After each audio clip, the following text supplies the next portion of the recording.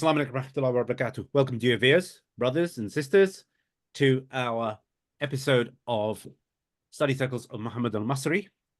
You will find us on YouTube at this YouTube channel, which you'll see in the link.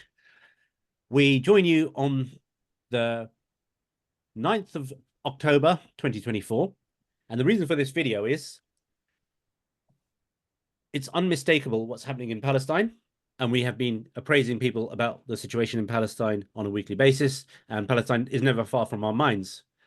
Throughout this conquest, throughout this conflict, and for many, many years and decades and centuries, it is unmistakable to recognize the collusion, collaboration, and the nefarious activity of the regimes that occupy us.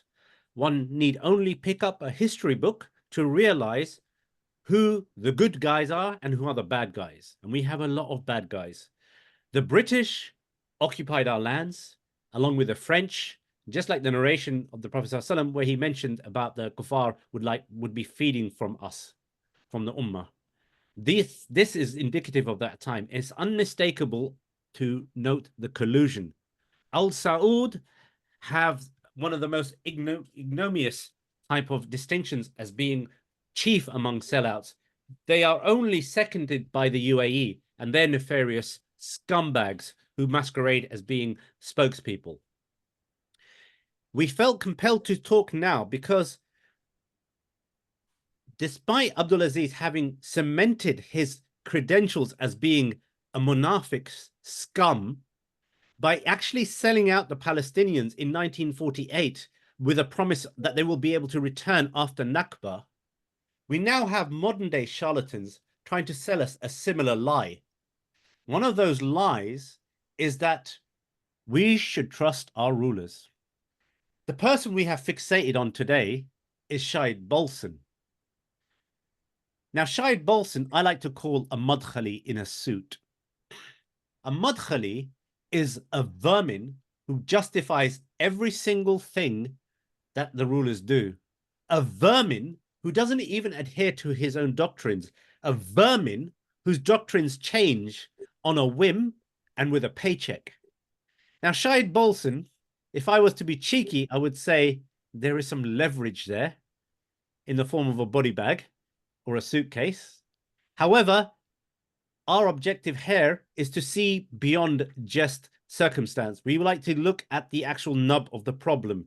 While the Ummah is facing destitution, an existential level threat for Gaza, and a similar fate being meted out to Lebanon, while no one is vocalizing, no one is doing anything, whether meager or significant, those who do actually enter the fray, those who may have a checkered past, who we may disagree in areas, they are now being fixated on and denigrated.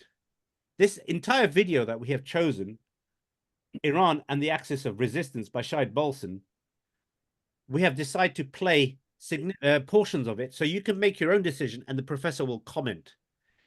The timing of this adds to the treachery that while we are in this situation of calamity, this man, again, spoiler alert, it's asking us to trust the same nefarious scum and denigrating anyone who actually does a resistance and echoing the same ridiculous notion of normalization. Today we have the chair, Brother Fahim, Ustad Fahim, who's a student of knowledge, and Professor Dr. Muhammad al-Masri, a major Islamic scholar, ex-professor of physics, and a main Saudi dissident, and very well versed in all things in the Middle East, and our main commentator on Middle East affairs. And the format for today will be, I will be playing the video and then handing over to Fahim for comment and the professor. So Fahim, would you like me to start with the first segment? Yeah, so just before you do that, inshallah, Jazakallah for the intro. Assalamu alaikum warahmatullahi wabarakatuh. Just as a small addition to the intro, for those who haven't seen the video itself, for credibility, we do recommend that you watch the video. It's only 30 minutes long, just to see that there's nothing being tampered with here. We're not taking anything out of context. We're simply looking at the video that Shahid Bolsen has uploaded himself and critiquing it for, why we think it's a pretty ridiculous video. in short, it's around about a 30-minute video where Shahid Bolsen is explaining why, without saying explicitly, why we should be trusting the Gulf regimes, and they are the only regimes currently in the world advocating for a peaceful solution in Palestine and the region, and why Iran for the last 40 to 45 years has been nefarious, and how they have been colluding essentially with Israel this entire time. So yeah, whenever you're ready, we can start with the first timestamp, inshallah. Just one addition. The link for the video, Bolsen, should be in the description also. Yeah. Yeah, absolutely. Always when we rebut a video, discuss a video, it's good to have the original link, so that people can go and get it in full, or download it in full, or listen to it in full. Okay. Yeah, absolutely. We'll put that in the description as well. Yeah. The whole narrative, that has spread over the Middle East, the Israel-Palestine conflict, the whole Middle East. And it's like a canvas onto which a very different picture of the situation has been painted than the reality of the situation that's underneath the canvas. And everyone talks about the situation based on what has been painted on the canvas. And no one talks about the reality that it's covering. And I'm talking about Iran and the so-called axis of resistance. This is a carefully crafted narrative designed to obscure the reality of the region and the relationships in the region. Look, I was 10 years old when the Iranian Revolution occurred. And I was following events even at that time, news at that time. It was a big story in America, especially with the U.S. hostages, the embassy hostages and so on. So I've been listening to this narrative ever since, for 45 years. We've been told for 45 years that Iran is just about to wipe Israel off the map. Israel has told us this, Iran has told us this, and America has told us this, without interruption for nearly half a century. And for at least the last 20 years, Iran has been 2 weeks away from possessing nuclear weapons. So in other words, supposedly, Iran and Israel have been on the brink of catastrophic total war since I was 10 years old. Well, that's quite a wide brink. No one ever stepped in to try to ease the tensions either. Isn't that something? I mean, for half a century, these two countries have been allegedly engaged in hostilities, in technically a state of war. And there's never been any negotiations, no memorandums of understanding, no truces, no nothing.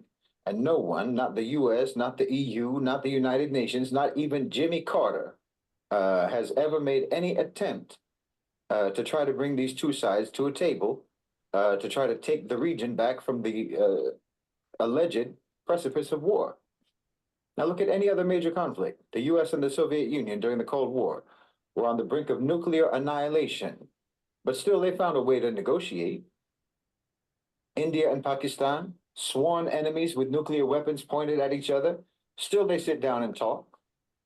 Even North Korea and South Korea, who are technically still at war, they've had countless negotiations, but here, with Iran and Israel, nothing, for almost half a century. This is virtually unheard of in the history of global politics. In almost any conflict and every conflict around the world, when the animosity drags on for too long, international players step in, mediators step in. They try to bring, both sides to the table to try to broker some kind of understanding. If only for the sake of regional security, the UN, the EU, somebody comes in, but not here. There's been no major international push ever to resolve this supposed tension. Not from the United States, not from Europe, not from the United Nations. Why is that? Why has no one ever tried to ease the tensions between these two nations? And yet somehow, without any peace efforts, without any negotiations, somehow, without any attempt to avert this catastrophic war that they keep scaring us with, war has never happened either. It's remarkable. Well, I'll tell you why. Because Israel and Iran have a symbiotic relationship. Not a genuinely hostile relationship, no. They both have a common interest, which is to divide and undermine the Arab world. And that's exactly what they've been doing for decades. This is a toxic marriage of convenience. I'm not saying that they like each other, but they're useful for each other and useful to America. Or anyway, that's the way it's been. That's been the case for a long time. I mean, many things are changing, as I've talked about many times. The regional and global order, world order, for the past 50 years is no longer viable. Okay, so that's just an early intro in terms of what the narrative Shahid Bolsen was to kind of give across. Now, there's a lot of points there, Sheikh, that he's already addressed in that about four and a bit minutes. The keys that come out of it is that he's claiming that in 40 plus years there's been no attempt to really have any type of negotiations, any mediation between Iran and Israel, and essentially it's all a facade. For Shahid Bolsen, it's all a facade, and that the key word he's used here now is a symbiotic relationship, that essentially that they are dependent on each other and need each other. Let me. Yeah. So your thoughts on that, Sheikh? First of all, you are looking to the end conclusion he comes to, but you did not look to the roots of the problem. If he has a problem, if he's not knowing the problem and covering it up. He's talking about since he was 10 years old, he heard about the Iranian Revolution. So he's new in the field. I was at the time almost 40, 35, let's say. And before that, I was following what Khomeni was doing and what's happening in Iran and the Arab world for at least 15 years. So I'm aware about what's going on much more. But even before that, I am born and he is well before his parents were born, though they called a nation. Israel is not a nation. What we have there is that Palestine was given under British mandate. It was unknown to most people at the time that there was something called the Balfour Declaration, in which Britain essentially expressed its sympathy. It's phrased the British cunning way. His Majesty's government is very sympathetic to the Jewish cause of having a national home for the Jews in Palestine. And the Balfour himself, the guy who signed the declaration, issued the declaration on behalf of Lloyd George, who was allegedly a socialist, a Labour Party leader, but at the same time a Zionist Christian who believes that he has to accelerate the coming of the Messiah. But Mr. Balfour himself is anti-Semitic. He was pondering, he was a prime minister around 1903, roughly, and at the time, new immigration laws were drafted under his premiership. And there was a discussion, but it was not widely known in the parliament and certain committees. And he was suggesting we should find a way to expel all Jews from British Islands, as they have been expelled since the time of King Richard the Lionheart or King John. They expelled them, and they came back only because Cromwell was in needing of money, and the Jews were in controlling of the markets in Holland. So he needed to borrow. So they say, okay, we'll give you loans, good loans, but please let us go back to England. So that's Balfour. So it's clearly he noticed that it will serve two purposes, or that he's deep-seated hate and disgust of Jews, and he would get them out of Europe and out of Britain in the first place by encouraging them to go to elsewhere, dump them so elsewhere, and secondly, to serve imperial designs, because having an outpost, having foreign people who have been out of the area in their majority for almost 2 millennia, assuming that some of them originate from there, because most European Jews, or half of them, are not even from Jewish stock. They are most likely the Caucasian and things like that. But that's not important. They are Jews, they believe in Judaism, they feel Jewish, so they are Jews. Let's assume that. So they're out for 2,000 years. They definitely will not dig roots and become stable, become possibly independent, and possibly remotely a challenge to the British Empire, except maybe in hundreds of years. So there's no problem. They will be always depending upon the British Empire. And at the time, the empire was the biggest empire in history. I was in control of everything. Yes, industrial and so on and technological, America is picking up and maybe advancing a little bit, but the American cowboys, simpleton cowboys, the British think and believe they can guide them and control them. And they did that actually, even and up to the next World War. So it was implanted there. It was intended to be implanted there. And Lloyd George was jubilant about that because it will accelerate the coming Marana Ata. Lord, come quickly. He wanted the Lord to come quickly. So these the complex motivation, and then the League of Nations was established, and the draft of new draft and improvement on the international law, the principles which were enshrined in the Versailles Treaty, when the newly established German Reich defeated France and forced certain things in the European domain. But the international law started actually with the Westphalia Agreement, where Christian nations decided to regulate themselves such a way that they can confront the Khilafah Ottoman. We have to go in history to understand how things were, just headlines of history. So according to that international law, certain countries, no new colonialism and imperialism should be done. It was out of fashion, especially because of the huge pressure of the Communist Party in Russia and the campaign against capitalism, imperialism, colonialism. So phasing out colonialism, that's number one. Secondly, areas who are not under colonial will be put, supposed not to be able to govern themselves. They should be put under the custody. There will be a custodian, and this procedure is called mandate. They will be under mandate. Under mandate meaning someone is like a junior child, he's not mature enough, and you give the custody to someone who is supposed, that's the theory, to care for him, educate him, groom him so that he become a reasonable, responsible human adult. The same with nations. This nation is not mature. The people in Palestine, that area, is not mature to govern itself. It was under centuries of the Khilafah Uthmaniyya, dark ages, according to European vision, which is partly true in that situation, unfortunately. So they will not be able to govern themselves in the modern world. Britain, Mother Britain, will take care of that. They will be governing them and developing them so that they can manage themselves after 20, 30, 40 years of mandate. I don't know how long the mandate was decided to be given to Britain, but it must have been something like 20, 30, 40 years. After that, Britain has to go and the people manage themselves. But the whole philosophy of that is that to care for the people as if you are caring for yourself, like a father caring for his own children. Clearly, Britain was not intending to do that. They were intending to have a front post in which Britain was still the old crusader mentality, but subconsciously. And in some people connected to the creed, like Lloyd George, to take revenge and re-establish and remove the shame which has been staining King Richard Lionheart since he was kicked out of Palestine, defeated by Salah ad-Din. The British never, or the English, never swallowed that. It never went down their belly through history. But in modern time, you don't mention these things publicly. They will go subconsciously and affect your politics.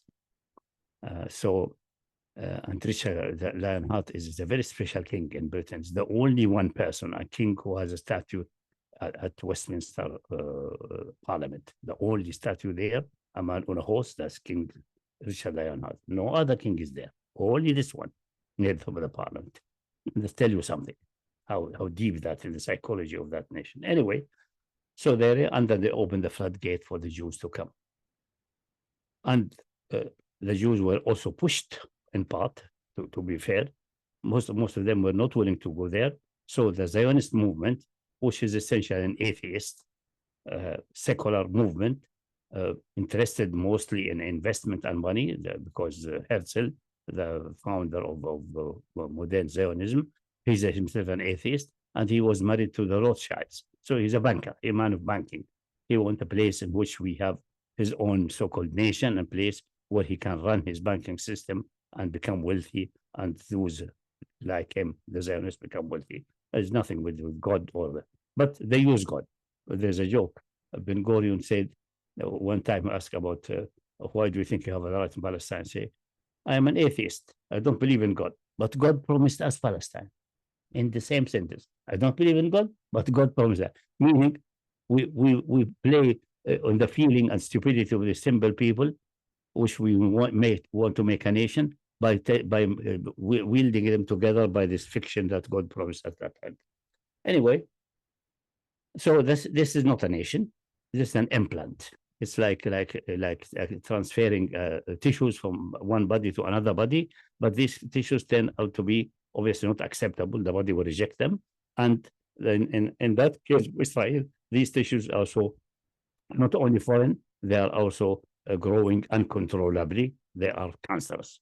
So an implanted cancer.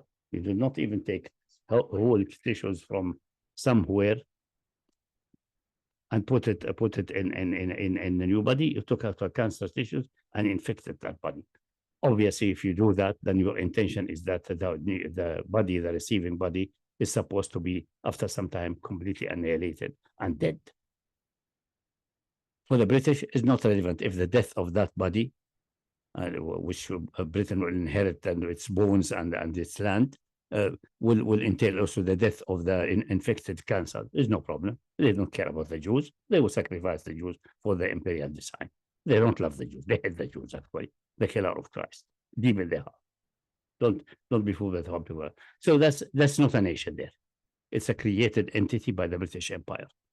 And they played all kinds of tricks. That let's mention the one fact about the Gulf regimes, which Shahid Bolsen seems to be trusting, that is giving that great trust.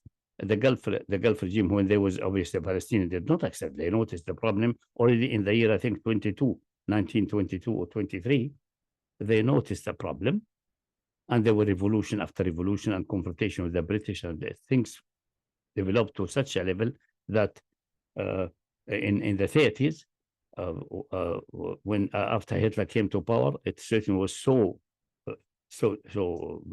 difficult for Britain there that they needed help, because they have to focus all the energy to how to control this Hitler and prevent the German from becoming an empire which topples the British Empire and takes its place in the years. So it's the fighting of two empires. And then they have to focus on that. They have to put all their energy there. They cannot spend too much energy in Palestine, but they need to pacify the situation. So they approached King Abdul Aziz of Saudi Arabia, another agent of theirs.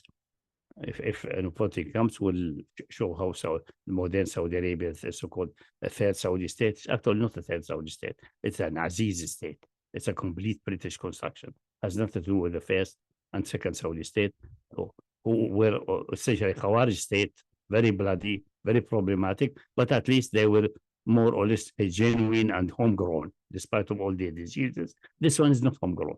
It's an implant. It's a creation by the British, for British purposes, against the Khilafah Ottomani, the other competing world empire.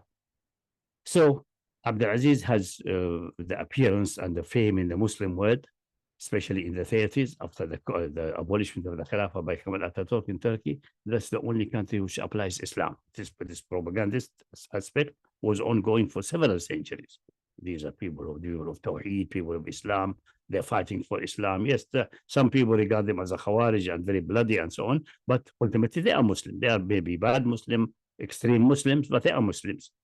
And they apply Islam internally to the last dot and so on. So he has high Islamic credential. That's the reason the British approached him, try to pacify the Palestinian.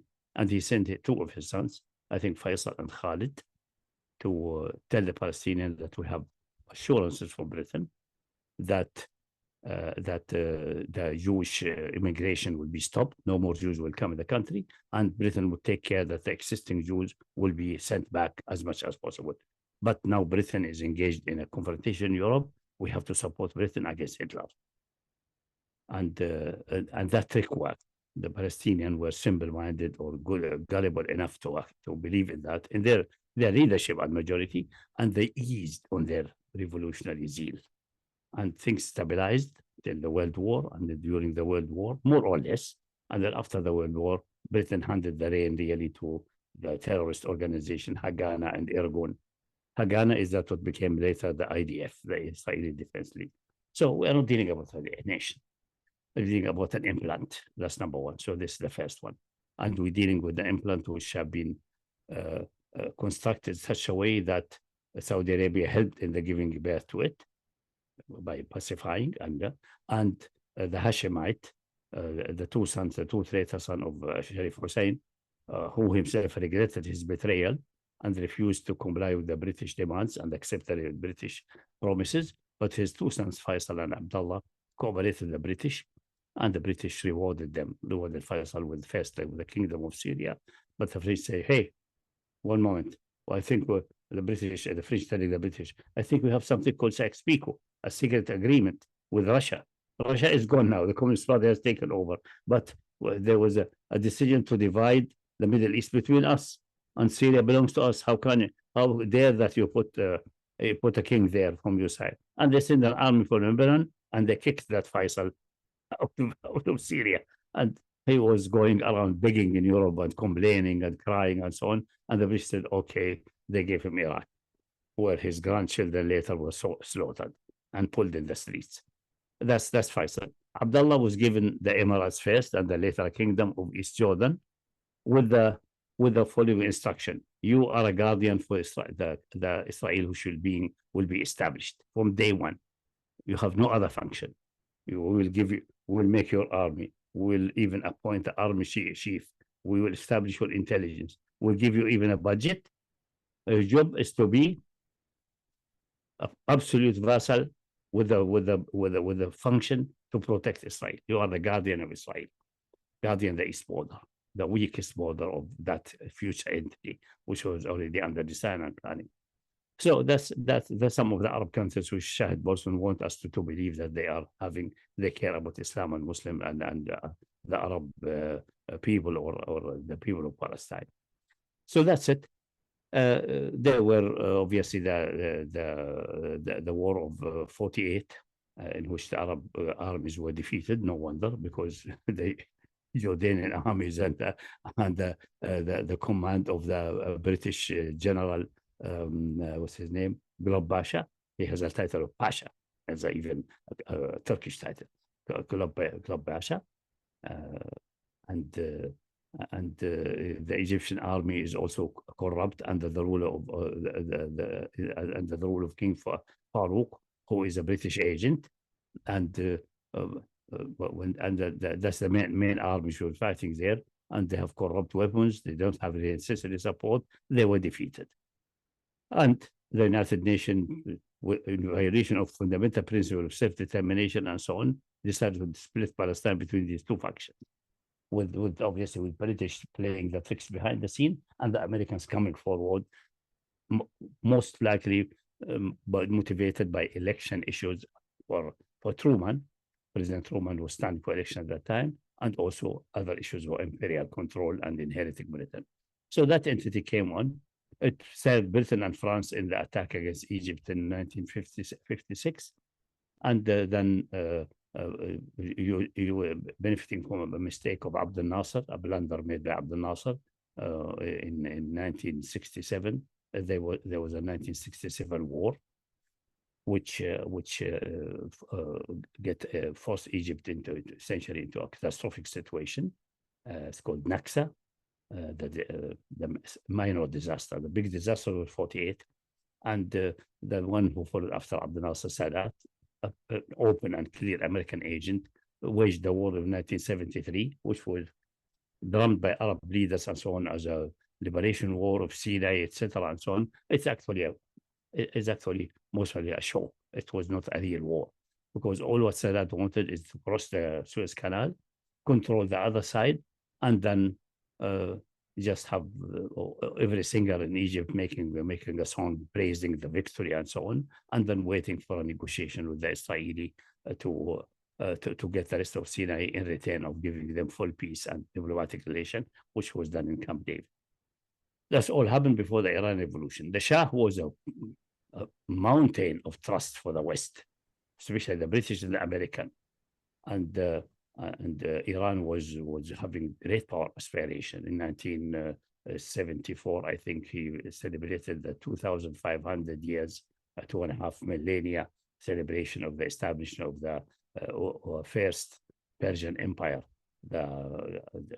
established by Koresh, the so-called Median Persian Empire, and he was the darling of the Americans. They wanted to exercise more control on his domain, so they gave him some of the weaponry which nobody else received in the world. For example, F-14 Tomcat, the top of the line at the time in the world of weapon system, was given to him. They still have it until now in Iran, and so on.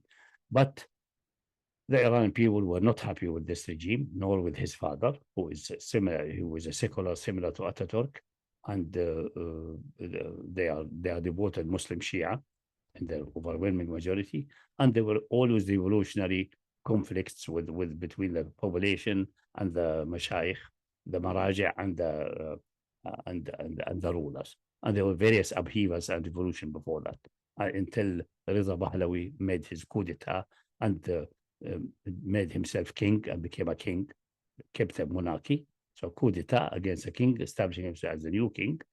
And then his son, Muhammad Reza Pahlavi, is the one who died in exile.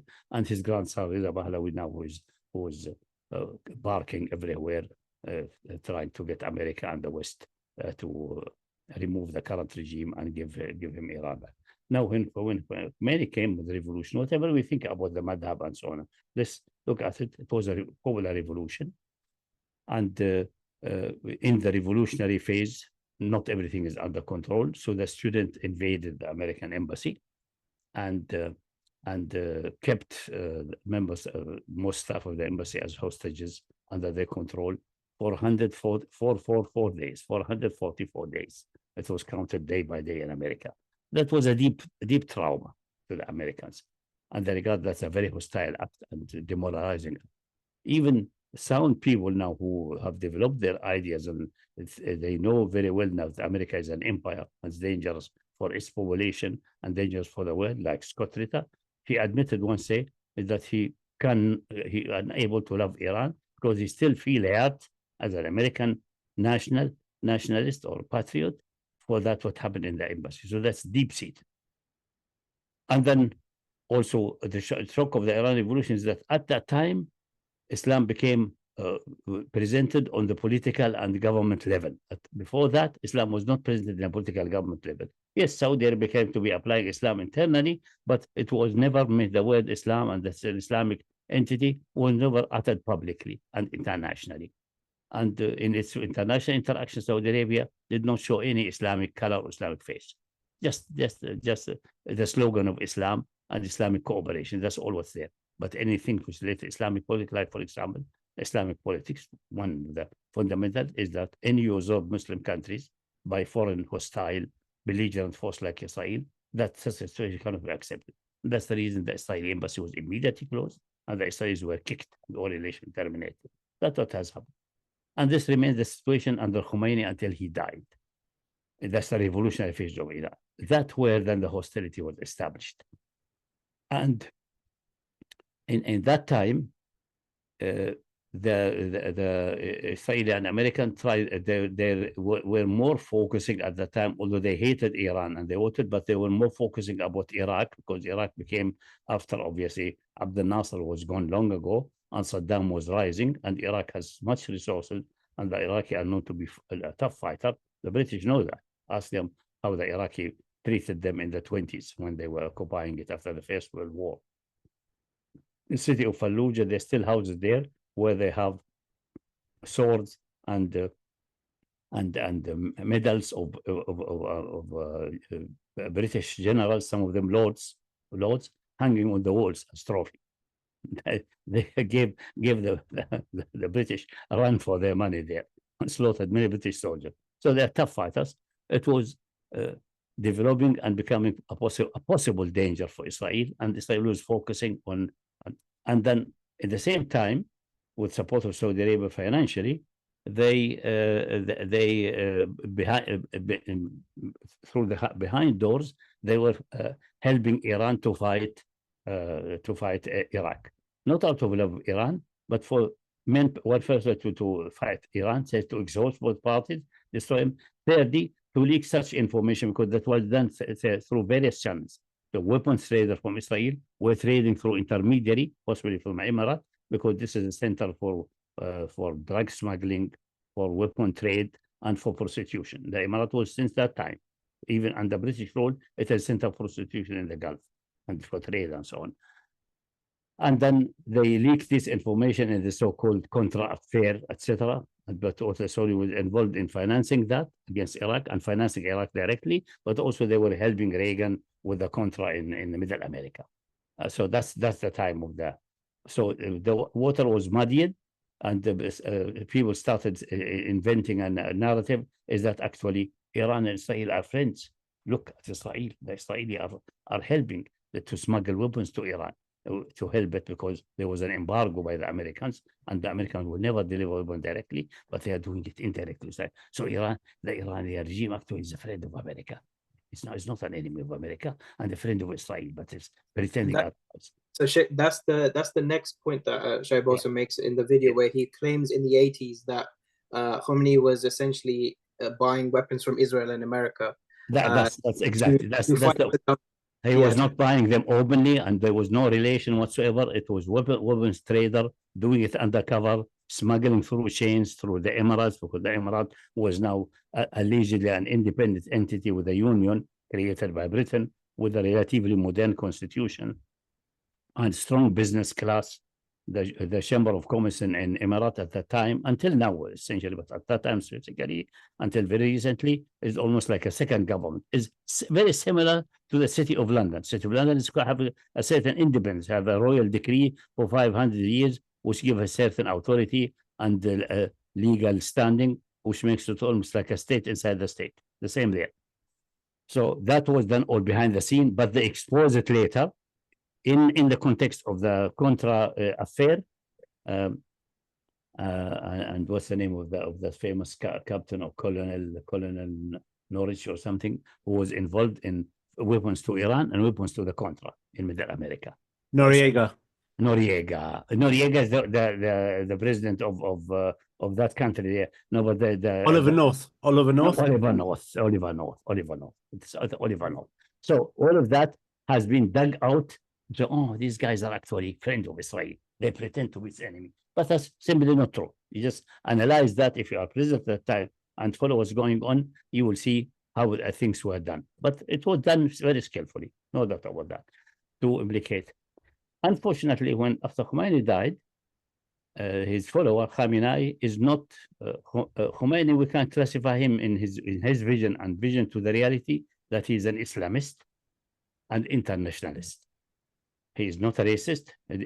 Although he's obviously from Iranian stock, although he belongs to Al Bayt according to his black turban. Any black turban meaning you are from Al Bayt.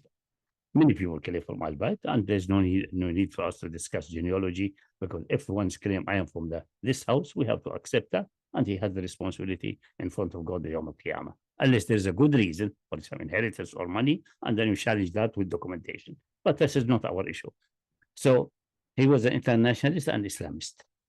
Khamenei, unfortunately, who followed as a supreme leader, as a murshid, as guide of the revolution, is more sectarian rather than Islamist, unfortunately. That's the witness of Sheikh Subhi Tufaili, the marji of Lebanon, which split from Hassan Nasrallah. He knows him very well. Say, this man is not an Islamist, he's a sectarian. He's more Shia-oriented than Islamic-oriented. Similar to Saudis. The Saudis actually, they're Munafiq kafir. I mean, the big Saudi princes and the rulers. But I mean, the Saudi regime, clergy, and so on, they are sectarian. They are also sectarian. They think only in terms of Salafism and Wahhabism. If you are not one of them, then you are most likely either Mubtadi' and most likely out of the fold of Islam anyway. You are a kafir. The same apply for the mentality, more or less, of Khamenei. It may have eased with time and interaction, but it's that. Secondly, he is, although his genealogy is from Azerbaijan, he's Azerbaijani, but he is somehow like an Iranian nationalist. So he has nationalistic inclination, or rather than international vision of the world, not like Khomeini.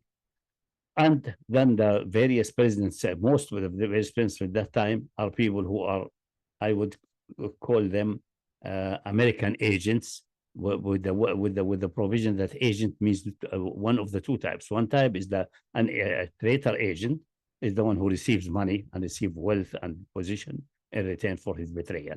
That's a sellout.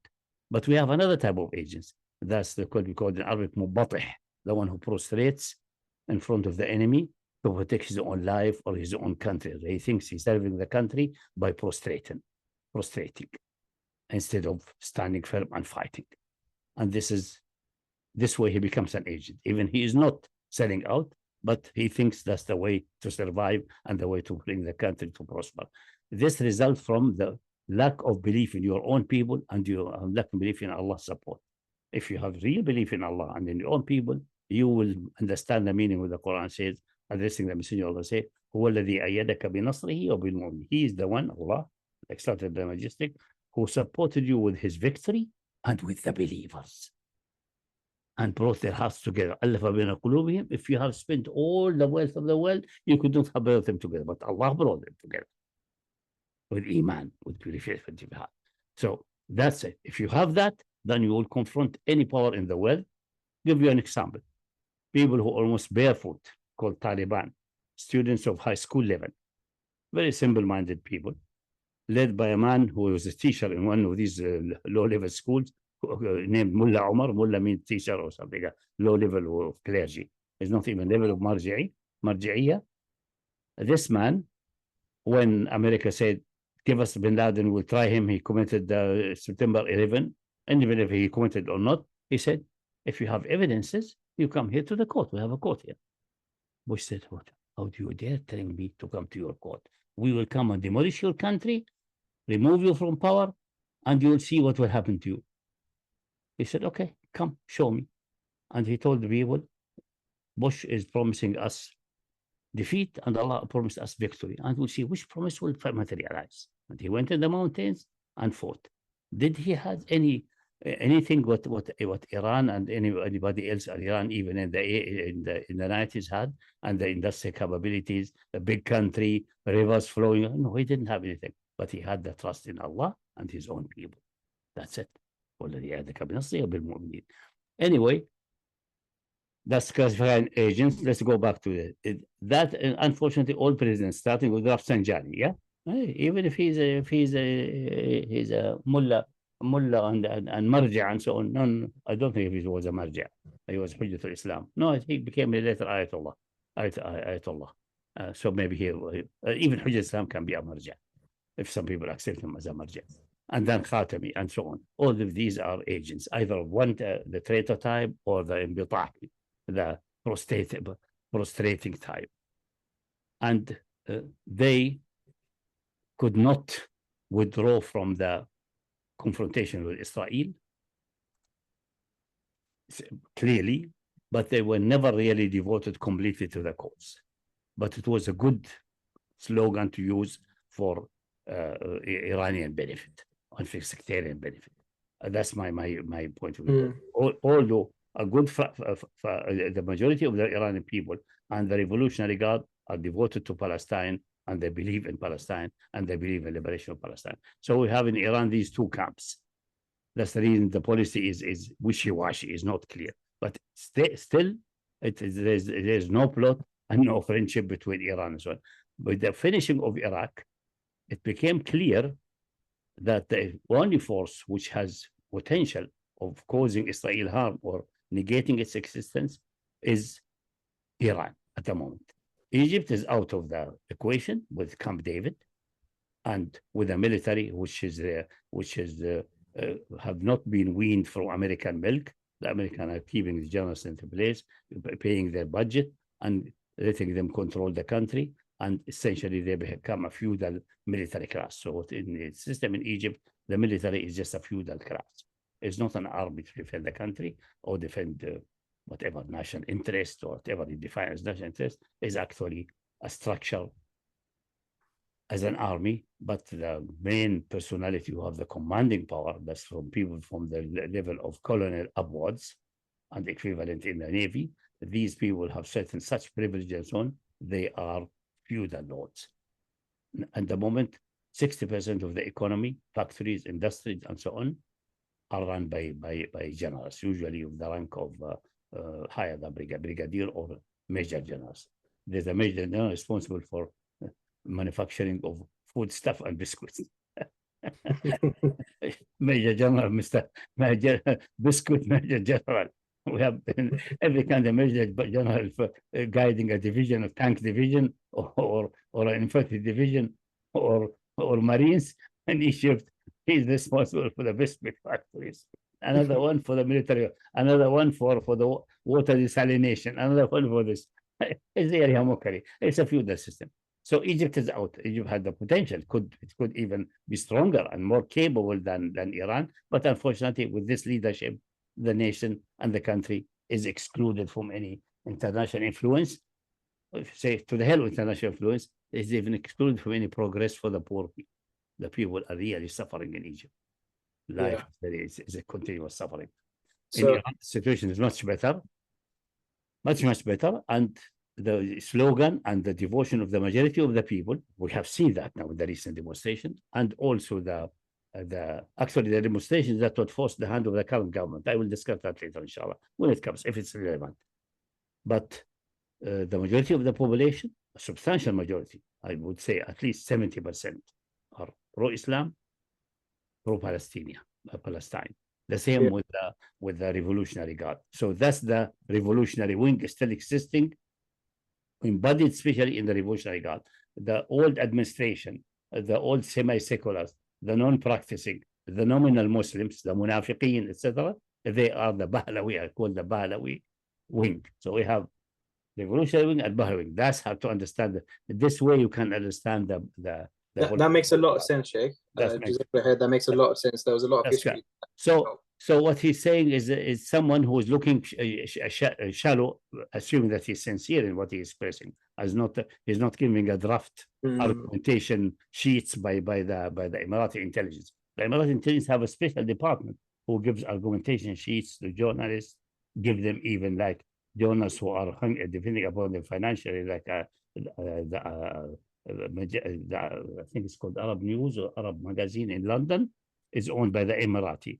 So the main headline in the first page, which go 5 columns or something like that, is formulated, and the main article is written by specialists in the Emirati intelligence.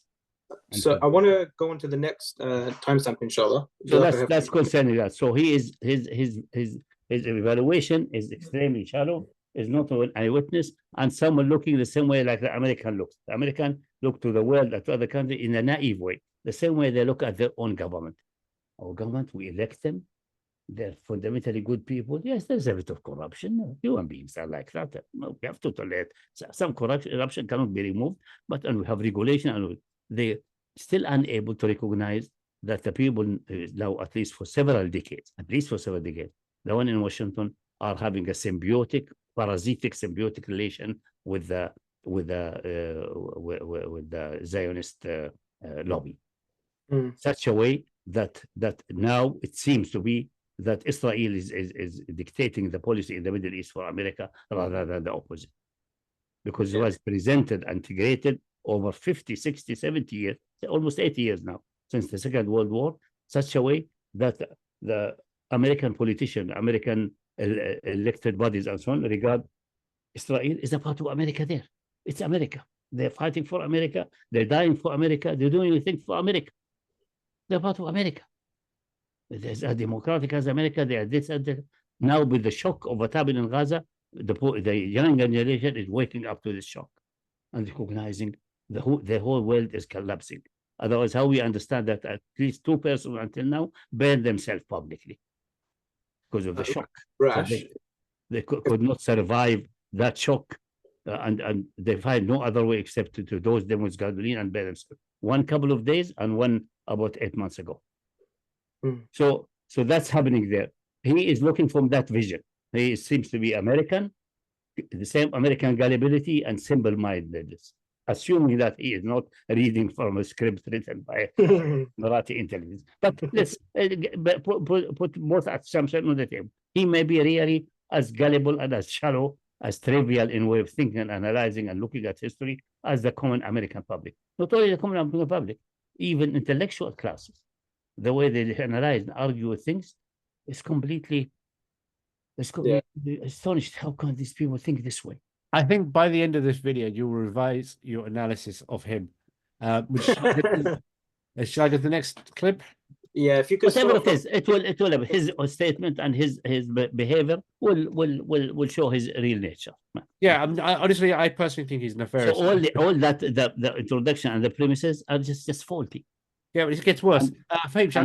Even he says there was no war, nothing. There were various skirmishes. There were at least war. There were and there's no negotiation. Who said that negotiation? The Arab regimes, not Iran. The Arab regime put pressure on the Palestinian obviously aided by the Yasser Arafat is himself most likely also an agent, British agent, either type of agent, Batahi or traitor.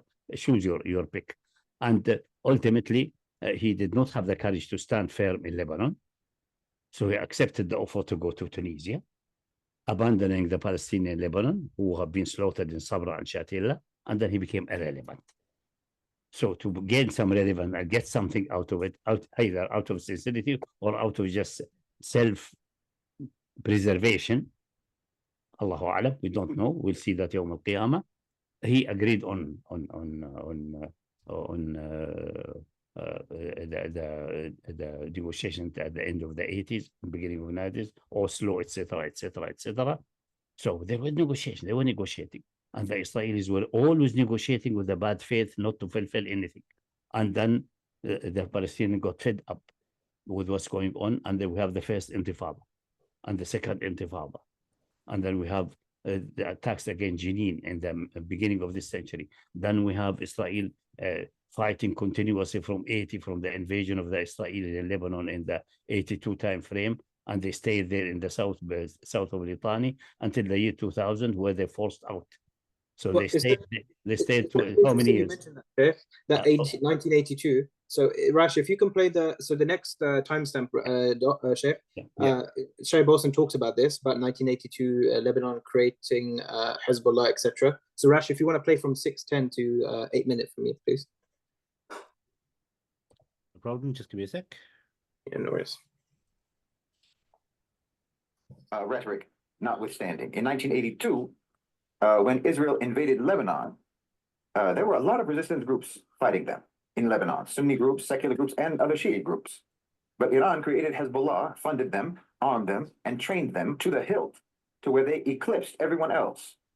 This gave Iran the ability to dictate and control the resistance to Israel. It also gave them the ability to sow a sectarian division in Lebanon, radicalize the population, and exacerbate the civil war, all of which increased their influence in Lebanon. And it undermined the Sunnis and undermined the power and the authority of the Lebanese government. I mean, the fact of the matter is Hezbollah has killed many, many times more Lebanese and Syrian Sunnis than they have ever killed Israelis. This is just a fact. I mean, if we were to go by the body count, we would have to conclude that Hezbollah's main mission has been against Sunni Muslims, not against Zionists. No. You know, the government of Lebanon, by the way, has always, traditionally, historically, and now been much more aligned with Saudi Arabia and supported by Saudi Arabia and supported by the Gulf. Iran has not really invested much in Lebanon outside of Hezbollah. In fact, Iran has primarily only been investing in militancy across the region, not in infrastructure, not in hospitals, not in business, and so forth. You can pause it there, Rash. Just one comment before Sheikh takes There's over. a bunch of fallacies. Just one comment that this notion that Mr. Shahid keeps bringing across is that Iran is trying to radicalize the people in sectarianism, trying to promote intense Shiaism, but he's conveniently forgetting the regime that he's supporting. The Wahhabis have been intensely sectarian since their beginning. Yeah. Even this Azizi. Leave that. Let's focus on Iran at the moment. First of all, it's not true. First, there was a Shia group called Amal. They are secular and mostly they're American, especially their leader. Still, Nabih Bari is still alive. I think member of the parliament in old age. He's essentially an American agent. Again, I'm not saying he's a sellout. He may be a sellout or frustrator, whatever he is. And Hezbollah told him, the way you are doing, you are not doing any favor for Islam and Muslims.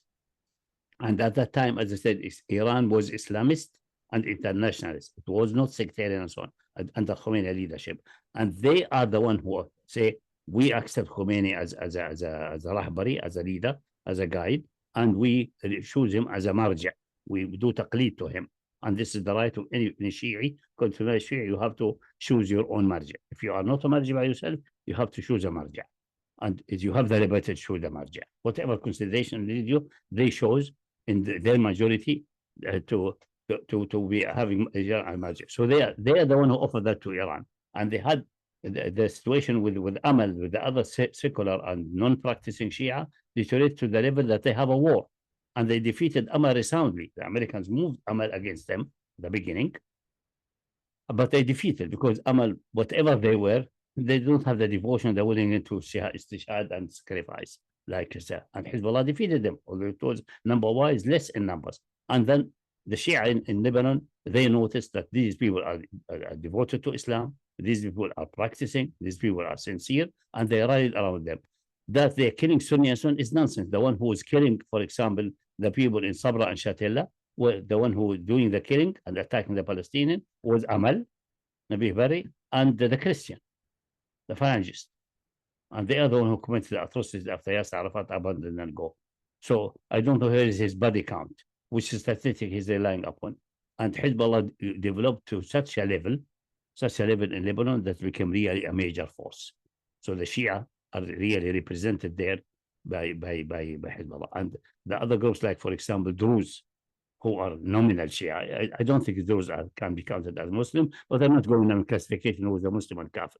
They claim to be Muslims because they are really an offshoot of the Ismaili. So they are Imami, but Imami Sab'i, 7. They believe only in 7 Imam, and they are an offshoot of that. Maybe they are so far outside that even the Ithna Ash regard them as a Kafir, whatever it is. They were pushed on the aside. Before that, they were really a dominant force. They were pushed aside, marginalized. And also these various. So actually, the president of Hezbollah in Lebanon crystallized the political situation, but the nature of Lebanon and the way France constructed it and gave the head of the state position, which is the strongest position, and the leadership of the army position to the Maronite, that's the French design.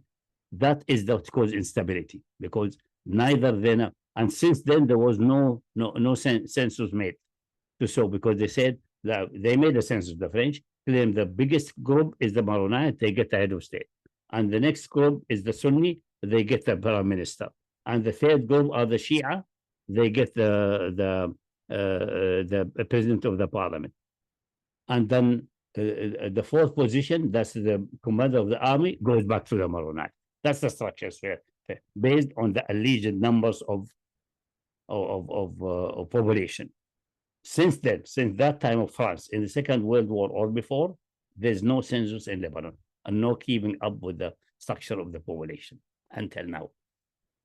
The current instability. Saudi Arabia has been supporting, he claims supporting Lebanon on the government plan. They were supporting the Christian against Muslims.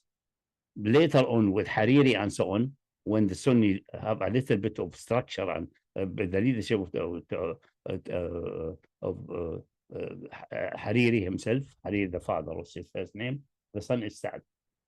Rafiq al-Hariri, under the leadership, and Rafiq has investment, has schools, have universities, because of his own nature, his love to Lebanon. He had, even when I was in the education office in the 80s in America, he had his own education office there, private one, obviously, as a private person, because he's a billionaire, and he was supporting hundreds of Lebanese students with scholarships as a charity because of his devotion. So he has considerable characteristics, this house. And the money was made in Saudi Arabia. That's where Saudi Arabia came in. And he kept good relation with the Saudis, where he shared money and shared wealth and things like that. But anyway, and they were in the civil war. It was clear. Even the Saudi ambassador said, we are siding with the conservative right, which is essentially the Phalangists in Lebanon, against the left, because the right is closer to Saudi Arabia than the left. The left were mostly Hezbollah, were Sunni, were Amal, were Palestinian. So he doesn't know really the deep political structure and the deep complicated complexes in the Lebanese structure. So the claim of body bags, where is your statistics? Just claim get the information. Get how many killed by these, who killed what. Besides, in civil war, you expect everyone to kill everyone. That's the meaning of a civil war. And most killing was done by the Israelis first and with the Phalangists. That's it. Then Amal. Hezbollah is barely. Now the Shia in Lebanon have standing. They have claiming that Iran did not invest. They invest in Hezbollah. Hezbollah is having considerable hospital, considerable facilities, industrial facilities, and further development according to whatever a militia can do. It's not a state, but despite that, they are doing for the Shia and for the the education, for the healthcare and so on, enormously, really enormously. Well, Saudi Arabia did not do anything like that. They gave money to corrupt politicians in Lebanon as a bribe, or to deliver good-looking, nice prostitutes. Well, they say it openly. We don't need to cheat each other and claim to each other. Which project do the Saudi have in Lebanon? Which industrial facilities? Which hospitals? Which universities? None. Which only the Kuwaiti from the Gulf, only the Kuwaiti have some universities, some facilities in Yemen, in Sudan, and so on. Saudi Arabia has barely anything of that. They give tribal politician in Yemen and some tribal chieftain money, with whom some of them have tanks even in their own yards. Like, for example, Abdullah Ahmar, Sheikh Abdullah Ahmar, he has a palace with a big yard, kilometer by kilometer, in which people told me inside these yards, we passed at his place when I was passing in Yemen, say behind these walls there are 200 tanks. As big a tank capabilities than the government itself. Under Ali Abdullah Saleh. That's all that Saudi are giving. Just to be fair about things. Independent if Iran is a devil or not devil. They invest more for the people and support people who are oppressed, generally more than Saudi Arabia and other Gulf countries.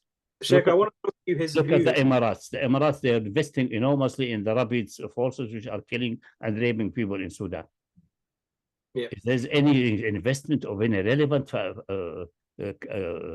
value for the people, like hospitals, like facilities, like creating jobs, no, nothing, barely anything.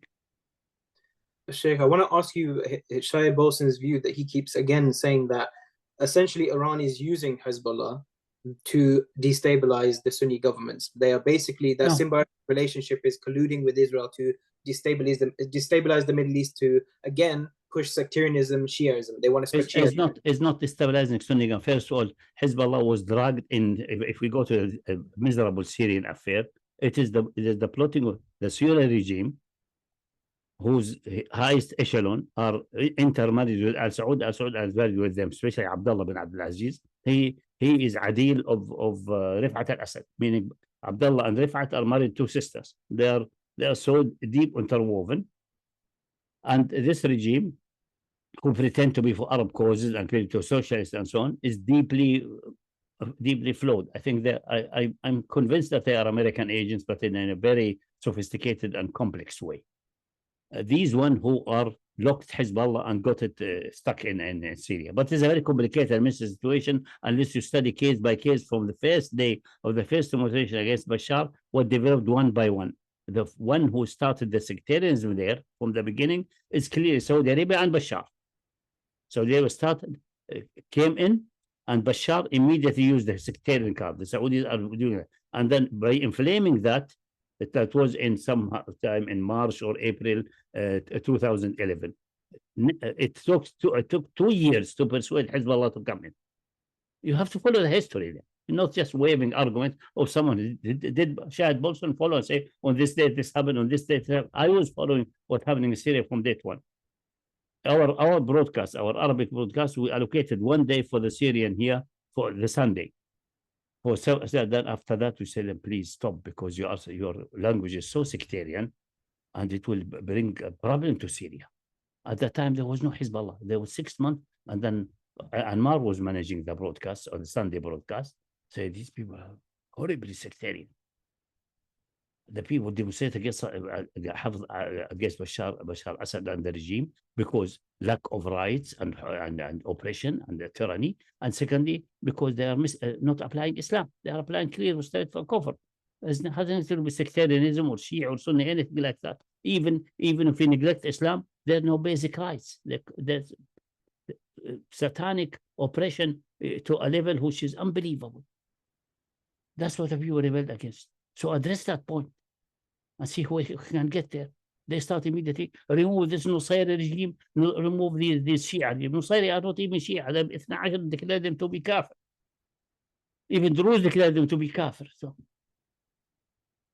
So playing on the ignorance of the listener. The majority of people are ignorant about these details. But Syria is a messy affair. and it was badly managed. I would say now, seeing was badly managed by the government of Iran, not by Khamenei himself. Khamenei is staying neutral essentially and trying to play the balance of power. That seems to be, he's not the man who can give a clear guidance in politics and force something. Besides, if he gives, he will not get out of his sectarian world. Leave Khamenei aside. But the government itself is controlled by the Pahlavi wing. That's the reason the government, but this government, previous one, cooperated with the Americans when they attacked Afghanistan.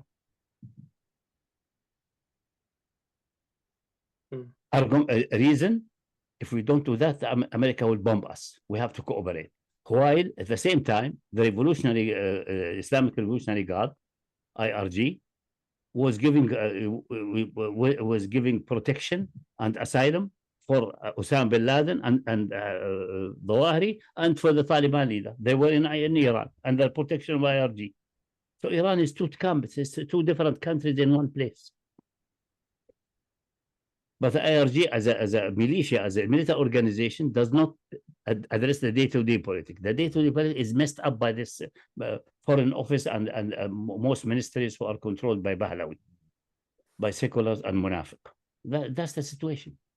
And these are the one who pulled Iran there for certain power issues, and the IRG was brought in that you have to keep the way the access road for Hezbollah and for the forces who will be when they liberating Al-Quds. That's what had been offered to them, and that's what was ingrained in their mind, and that's what they usually express as a general, as the Islamic Revolutionary Guard. It doesn't exclude that some of these generals are traitors and sellouts. There will be in any army. There'll be some sellouts, some traitors, but the overwhelming majority are Islamically oriented and willing and struggling to die for our goods. So this mix-up made the Syrian situation impossible to understand and to analyze.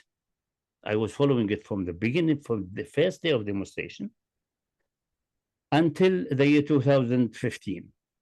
Then it was so messed up and nobody was listening to advice and suggestion. I decided I will withdraw. I won't follow it anymore.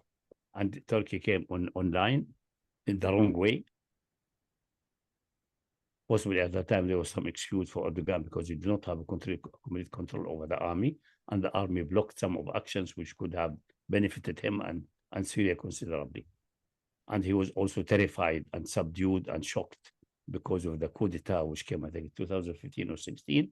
I think 2015 with the coup d'etat. 16, yeah. 15. I think it was 2016, yeah. The coup d'etat was 2015 or 16? I think it was 2016, Sheikh. 16, yeah.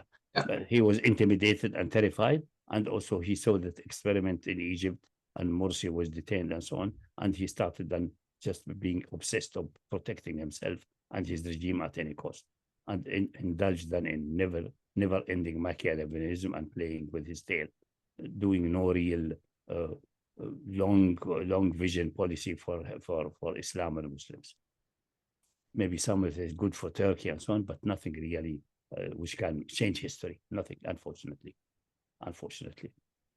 So that's the situation. That's it. It's more complex than, and in all of that, it is very clear that the dirty hand of the MI6 and the CIA is playing a substantial role and benefiting from that the general population of the area and the general Muslim population everywhere, especially in the area. They are simple-minded and can be easily played. Look at how they are playing the sectarian card. They're playing it very efficiently and very effectively, especially because it cements certain thrones like throne as owned in the Emirates. So these are putting hundreds of millions and billions in this propaganda and moving these dumb or mostly treacherous mashayikh to issue from almost continuously some sectarian blah blah blah blah blah blah blah blah blah. That's it. Rash, if you want to do the next timestamp from 12 minutes up until 15, I think this would be an interesting one because this is where he starts talking about the BRICS movement and how this is supporting MBS. So if you just want to start from 12 minutes to 15. Mutually beneficial for all three of these countries, Iran, America, and Israel. Iran has been extremely pragmatic and cunning and strategic. And they've actually positioned themselves as much more useful to America and to Israel than threatening. That's why no war has ever actually broken out in 50 years, despite all the hype. That's why Iraq was attacked after 9/11 instead of Iran, why Baghdad got shocked and awed instead of Tehran, why Saddam Hussein was the one who got hanged instead of Khamenei, and why basically delivering Iraq to Iran's sphere of influence was not an accident. All this time you thought that the US and Israel were trying to contain Iran. No, they have observably and demonstrably done nothing but expand Iran's reach. That's not accidental, because they are useful, not threatening. Not threatening anyway to America, not threatening to Israel, no. This is why the missile attacks in April and this week were coordinated, were orchestrated, and were choreographed, and why they did not result in any deliberate casualties, and why very little damage was actually done, because this is a form of political or geopolitical theater. Now, having said all of that, this is just to give you an understanding, a more accurate understanding of the role that Iran has actually played in the region for the last 50 years, because it's radically different from the narrative that we've all been fed for decades. However, as I have talked about many times, the global order is changing. Everybody's role in the Middle East is being altered, including Israel and including Iran. The BRICS aligned faction of the OCGFC, as again I've mentioned many times, I mentioned it repeatedly, they appear to be supportive of Mohammed bin Salman's vision for the Middle East, which will mean stability, an end to conflict, development across the whole Arab side of the Mediterranean, and so on. Now, in my opinion, at least three elements in the region will need to be removed for any of this to work. Elements which have, until now, defined the region. They are Zionism, that has to go, militancy, that has to go, and the sectarian religious regime in Iran. So for the first time in 50 years, it's actually possible that Iran might actually be in danger. I don't think anyone seriously wants regime change in Iran to happen by means of war, because the collateral regional damage will be so massive. But for the first time in half a century, it could really happen at this point. I personally don't think that it will, but for the first time, it is a possibility. I think that Iran is making what you could call good faith gestures, even though that's a pretty grimly ironic term to use in this case. Gestures of good faith to try to show BRICS and to show the OCGFC that they can cooperate. Like I said, they boxed themselves in with their staunchly ideological posturing and public ethos. And now they have to try to prove that they can pivot away from that. I think this is why they allowed the assassination of Ismail Haniyeh and why they cooperated with Israel in the pager attacks, which Israel does not have the intelligence capacity to have done that alone. No. And it's why so many senior Hezbollah officers have been successfully eliminated by Israel, and why Hassan Nasrallah. He was just about to say Nasrallah was sacrificed by Iran. This is the ton of fallacy. This is the spinning of the Zionists and their agents in the Emirate. This is the spinning. What happened there? First of all, say there was no, despite all that, no war erupted against Iran or to remove the regime by force. First of all, it seemed to be has forgotten that there was an attempt of the Americans to free the hostages, which ended in a military debacle. Yeah, that's number one. So that's the first attempt, and that was all what Carter could do, according to because Carter seems to be one of the rare American presidents who have some moral values, because he has a very strong religious background, which expresses itself more and more now. But as an American patriot, as one president, he wanted obviously to get the hostages at any cost. Also to save himself for the election, because that was used by the other side, drumming him as weak and so on. So he did that, and that was defeated by Allah, not by anybody else. And then they were able to move Iraq against Iran. They were especially the Gulf countries, were able to use the stupidity and the arrogance of Saddam Hussein and his mutilated nationalism, because he's an Arab nationalist, yes, but his nationalism is having an Islamic color. It's not like the nationalism of the Syrian regime. That's an atheist, completely Western color. But this one is having an Islamic tone, and many leaders of the Ba'ath Party in Iraq are essentially common Muslims with some Muslim credential and so on. Anyway, so they moved, the Gulf countries were able to motivate Saddam Hussein to move against Iran, and the floodgate of money in the billions and tens of billions grew there for a war who persisted 8 years.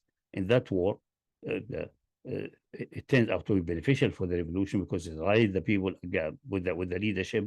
It established a revolutionary guard, and it ended ultimately with defeating the Iraqi forces. And Saddam recognized his mistake, but so too late.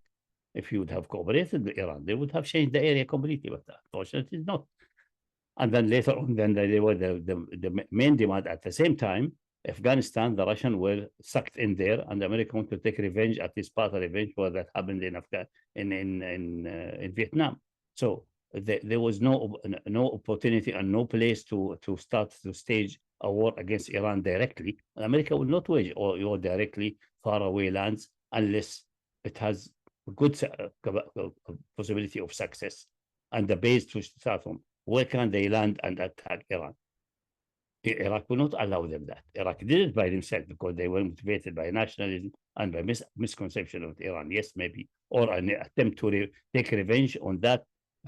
Sorry, Saddam Hussein was motivated to take lands which the Shah forced him to give up. Instead of telling Khomeni, you are an Islamist, we are Muslims also, let us redraw the borders. He waged war, which ended by him losing, Iraq being lost, and then later on Saddam being hanged. That's how they developed if you do the wrong policy instead of the reasonable policy. And in Afghanistan, everyone is busy fighting the Soviet Union. Who were to land? And in Turkmenistan, nobody will allow to land. The Soviet Union was still in existence. So there's no way to attack Iran directly. It was through Saddam Hussein. It failed.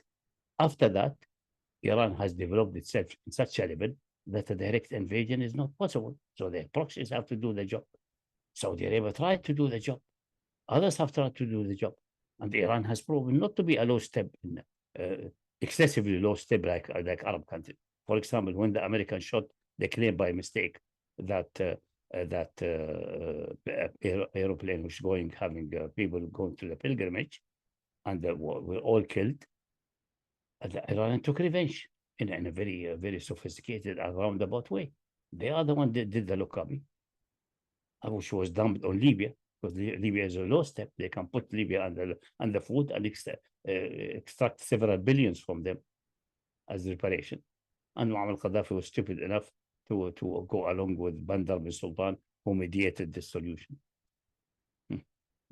It's most likely Iran behind that. You don't shoot a plane of us, we shoot a plane of you. We can't do that. So they have these capabilities. So if you say they did not, America did not wage against them, all what America did is benefiting Iran. Yes, it has benefited indirectly. Like for example, going to Iraq. They're going into Iraq, benefited Iran, but America was mostly concerned to get Iraq first and doing it as a jumping bread against Iran. But it did not work because almost a few months after getting in there, dissolving the army and trying to design the country so that one day it can attack Iran or attack whoever they want or be an American slave, and a popular uprising resulted. And were it not for the sectarianism encouraged and pushed forward by Saudi Arabia through Zarqawi, America would have been defeated worse than its current defeat in Afghanistan. Unfortunately, because of the deadly disease of sectarianism carried and enforced by Saudi Arabia through Zarqawi and other so-called Muslim jihadi groups, which had been infiltrated deeply by the Saudi intelligence and by the Mashayikh, Saudi Mashayikh, it failed. So that happened against the will of the Americans. The plan was to control Iraq, castrated it completely, and then work in the long run with Iran. Meanwhile, Iran is under continuous sanctions and squeeze. So this guy does not know what he's talking about. He does not even do a political analysis in any proper way. Even if he claimed that's a political analysis. That's not how things work. What about his point on the idea that BRICS is supporting MBS's vision or plan for the Middle East? And he says that MBS's vision will bring MBS is the one begging to join BRICS. MBS BRICS is based essentially in an attempt to get out of the clutch of the dollar and the American dominance and American sanctions. That's the main things. And the founding countries are known, and that is main motivation. Otherwise, it's BRICS. It's Brazil, Russia, India, China, and South Africa. India is hostile to China, but this hostility is not enough to prevent them to work together to get out of the American hold. Someone could argue even that the India joined BRICS before this American agent Modi came. It was in the time of the Congress, I think, if I'm not mistaken. Yeah, it's in the time of the Congress. And the Congress was never friendly to America, was quite hostile to America all the time. It's more pro-British and pro-banking and oligarchy. But that's had become the same essentially. So the Modi but it's still beneficial for India. And Modi is still interested to get some benefit for India, but he will not succeed because the way his vision of reality is a twisted one. It's not going to succeed. But anyway, that's the founding members. The main purpose is to confront America. Saudi Arabia later, when things became sour after Trump and the Biden administration for various reasons, which we're not going to discuss now in details, then they looked around and they felt that they have to join BRICS because that BRICS is approving his vision. He's not approving anything. He wants to have development, and China told him clearly, listen, if you want to join, you have to give up this nonsense of fighting against Iran and so on, and focus on developing your own country economically and industrialize. Iran is already industrial. You can classify Iran now as an industrial country. It's capable of producing planes, missiles, cars, everything. Maybe not in masses yet, because this needs some time to develop and so on, and they call to compete in the world, but they are progressing. They are an industrial country. India is already quite well developed and industrialized. Saudi Arabia did not. And they admitted that the minister of oil, the brother of Mohammed bin Salman, Abdul Aziz bin Salman, once tweeted, commenting 2 years ago on the meeting of the BRICS, the BRICS and the news that China, that the BRICS gross domestic product GDP has exceeded that to America or something like that. At that time, it did not exceed the G7 yet, but at the time it was at least America was exceeded. They say, and they are both China and India are regarded now as the industrial hub, heavy industrial hub of the world. America is more financial service and not industry. It's deindustrialized. And he said, we have missed 40 years. If we have started industrialization, we may have been in the same club like India and it shows you how things work. The leadership in Iran, whatever the external, they're developing the country into an industrial capability, into considerable military force. That recently, this attack of 14 April and the current one is not choreographed to that great extent, only in part. But the first one, yes, that was done so because still the Iranian leadership, unfortunately, the Pahlavi wing specifically, they are cowards or traitors. They were never concerned about Palestine. Not so the Revolutionary Guard and the Iranian people, but they were never concerned. And they were always, because they lack the Iman, at least, or the weak of faith, they lack the Iman and they lack the vision of the reality. They do not see the reality in front of them, what happened a couple of years ago when the Taliban kicked the American butt. Maybe they bought in the story that America went on its own. Actually, they gave Afghanistan, even the weapons there, they left for the Afghani. We have such a narrative in America, but we'll get it with some idiots and donkeys. And they didn't look what Yemen did. They kicked the American butt in the Red Sea. The greatest naval power in history was unable to keep Bab el-Mandab open. Why? Some people say we have drones on. No, everyone has. They don't need drone for that. You need to make a decision. Then the drone will come. Everything will come according to the historic situation you are in. When Mullah Omar said to Bush, come here and to attend to our court, and Bush said, what? How do you dare? Wanting me to come? You give me Bin Laden. Say, no, give it, come. Show us. You want to defeat us? Allah say we'll be victorious. Let's see which promise will materialize. It didn't materialize for Mullah Omar himself. He died while was martyred during the time of exile, 10 years later or 20 years. But the one following after that persisted until they kicked the American butt with guns and RPGs. They didn't have drones, didn't have anything like that.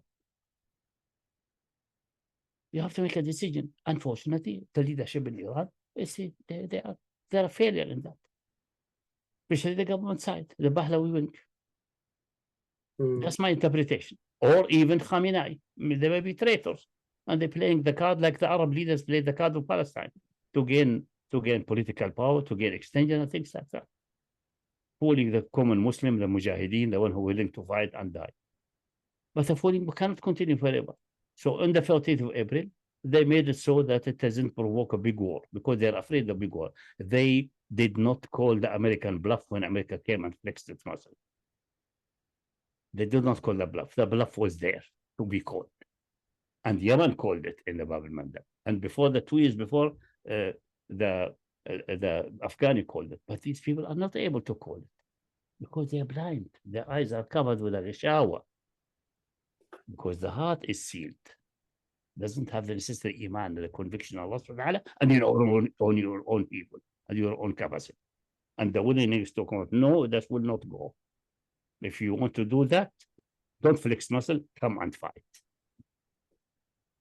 That's where it comes. The current one is clearly the delay is because of this Mash'um, named wrongly Masoud by this guy. What the utterances he made in the United Nations caused a big upheaval in Iran and scandal and moved the people in demonstration. So he was forced to act. And still he's blabbering nonsense until now. That's not Iran.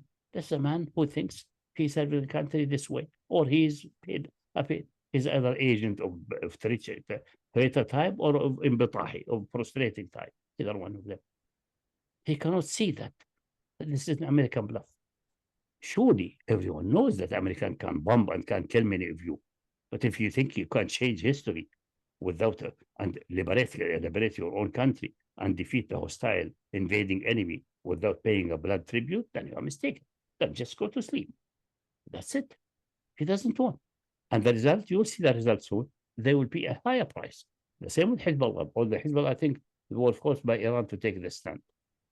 At the beginning, it seems to be Iran told them, no, don't just focus on defending it and do just some skirmishes and help a little bit symbolically, semi-symbolically.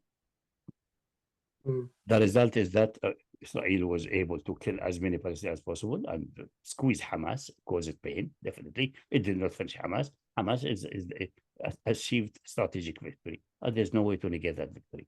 But they got enough time to do plenty of damage in Gaza. In that time, if Hezbollah would have attacked, and the attack reached Tel Aviv, Haifa, and Tel Aviv, and so on, Israel would have been split between two camps in fight. In the time which they could not. So they got put in to prepare and so on. Now they are well prepared, quite well prepared relatively. And the Air Force is available now. Gaza is finished. They don't need very much of Air Force there. So they can focus on the Dahia in Beirut and bomb it into oblivion. More blood is shed this way. Not less blood. You pay more if you let the enemy attack you in your own country, instead of attacking him in his own country. If you are able, obviously. And the Hezbollah is very well able. It should have been done earlier. Then the losses in their side would be much less. Much less. Considerably less. The whole situation would have been changed differently. But it seemed to be Iran told them, no, we don't want to have a war. They will destroy our country. They will nuke us. They will do that. Blah, blah, blah, blah, blah. They did not call the bluff. That's it. Concerning the pager issue and so on, this cooperation, no, that's not intelligence. The pager now, all information is that the pager issue is being worked on for 9 years. Mostly the CIA is involved, which will open certain discussion and books in America, because this is illegal, theoretically illegal in America.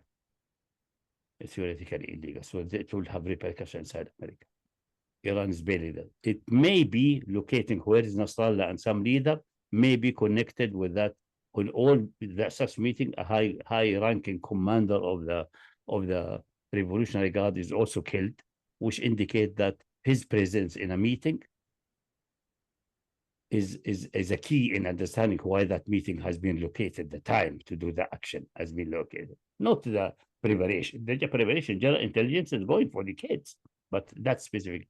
And my guess is that because if a high-ranking commander is ordered to attend a meeting or going to a meeting by invitation, for example, of Nasrallah, for example, he has to tell the headquarters, I'm invited this and this, and I will go and I will feed you back what have been concluded. Any instruction, that's not natural. You ask your headquarters what to do.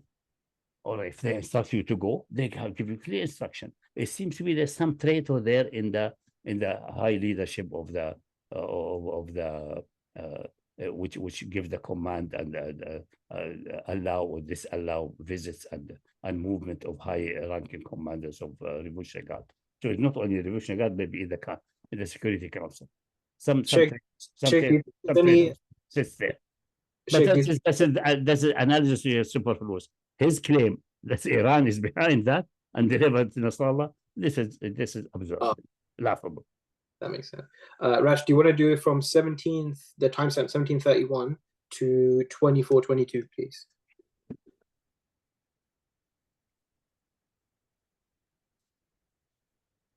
Just a sec. Elimination. This is what's going on with Israel and Lebanon right now, in my opinion. The idea is for both Israel and Hezbollah to get involved in a grinding stalemate that will weaken both of them. Their airstrikes in Syria are also mostly targeted towards Hezbollah targets. And Bashar al-Assad has not responded in any meaningful way. These the locations that they're targeting are not being defended. I believe that Israel has been given the green light, not only by the U.S., but I think that this green light has been given by the U.S. because Iran has signaled that they will not seriously respond. And this is to demonstrate to BRICS and to the OCGFC that Iran is ready to play ball and they're ready to participate in this new vision for the region. By doing this, they think, and they might be right, that they can save themselves from regime change and from actual war and invasion. Now, understand, I don't think that Israel, or anyway Netanyahu, I don't think they understand any of this. They're doing what they're doing because they're psychotic fanatics. But after decades of dealing with them, everyone in the region has fully understood how to predict their behavior. And predictable behavior can be manipulated. And I think that Israel is being manipulated. They truly do not understand that all of their actions are doing nothing but weaken them. Their belligerence and their hubris is causing them to think that they're winning. But they're doing nothing but lose steadily. You know, Iran is not making any decisions today without consulting BRICS partners first. They're talking to Russia, they're talking to China, they're talking to Saudi Arabia, and the whole region now is following one playbook. So the advice that Iran is getting from these other countries, these BRICS nations, is all based on the grand strategy for achieving regional cohesion and stability and prosperity. And I think to a great extent, America's reactions are also being guided by the BRICS-aligned OCGFC and by Saudi Arabia and by the UAE because the neocons, the political faction of the military-industrial complex, their influence has decreased considerably over the last several years. Not to mention the fact that even for the neocons and even for the Zionists, destroying Iran is not a long-term profitable idea. As I said, Iran posing as the big bad threat to Israel has been an incredibly lucrative premise for the US and for Israel. So if Iran is destroyed and either becomes an occupied country or gets shattered into a chaos and it becomes a playground for militant groups or what have you, it will be significantly reduced as a plausible threat. So I think that for even the most warmongering faction in the US, which is the neocons, I think even for them, they understand that destroying Iran is something that they can always talk about, but they should never actually pursue in real life. I mean, maybe only Lindsey Graham is dumb enough to really think annihilating Iran is a good idea. I think even those who want to still try to hang on to the post-World War II world order understand that Iran has served as a valuable asset to Western imperialism and has maintained a beneficial balance of power in the Middle East for them and has been a source of division and destabilization alongside Israel. But for the more forward-thinking officials in the US, war with Iran is understood as the worst possible move they could make. The only question is whether regime change can be achieved without war in Iran. And that's an open question. Like I said, I think the Iranian government is trying to save itself from regime change by proving that they can abandon their historical role in the region and actually start cooperating with the Arabs and with the Gulf. And the Arabs and the Gulf are reciprocating in good faith by declaring their neutrality. They said that they're not going to cooperate in any attack against Iran, because the priority for them now, and the priority for BRICS, and the priority for this faction of the OCGFC is to isolate America from the region and try to reduce American interference as much as possible. But the Iranian regime has a lot of baggage. I mean, I think they're trying to jettison some of that baggage now, but it remains to be seen whether or not this is going to be sufficient. People need to understand that there's only one permanent power game in the Middle East, and that's between the Persians and the Arabs. Every outsider, whether it's the Crusaders, whether it's the colonizers, whether it's the Zionists, the Americans, or even the Russians or the Chinese, outsiders are all viewed as transient players in the region, or basically only tools. They're either tools or obstacles or weapons or impediments of some kind that have to just be factored in by the indigenous people when they strategize how to achieve their own dominance in that permanent power game between the Persians and the Arabs. Now, Iran has heavily relied on being aligned with the imperialists covertly for decades. And while they have enjoyed significant expansion of their influence as a result, into Iraq, into Lebanon, into Syria, into Yemen, and so on, the boogeyman role that they have historically played is working against their long-term interests now. And the countries that are really leading the effort for remodeling the Middle East and who have a real vision for the region is the Arabs. And they're pursuing it by means of money, not militancy, by means of diplomacy and politicking, not collusion with the colonizers, and subversion of Arab governments, by building unity, not sowing division, promoting stability, not disruption. So Iran has a massive amount of adapting to do. I wouldn't be surprised if maybe within the next 5 years or so, maybe sooner, maybe later, depending on several variables, I think we'll see Iran actually proposing their own normalization with Israel. I'm quite sure that that's the end game.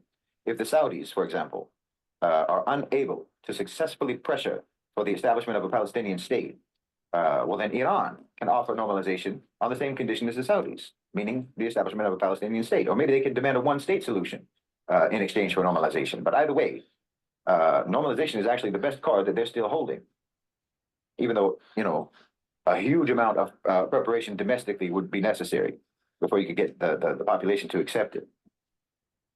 But their proxies are going to be ground down over the next few years, and they're going to have to. It's the same nonsense. It's the same premises which are proven historically and also by examining the Arab regimes that were reinforced. The Arab regimes, yes, they are for stability of their thrones, not for the countries, not for the progress of the countries. But that's very clear. It is they are concerned about their own thrones and nothing else. And concerning that they are for reconciliation and development and so on, not for war. Look at the first Gulf War between Iraq and so on, who financed it and who supported Iraq and spent tens of billions.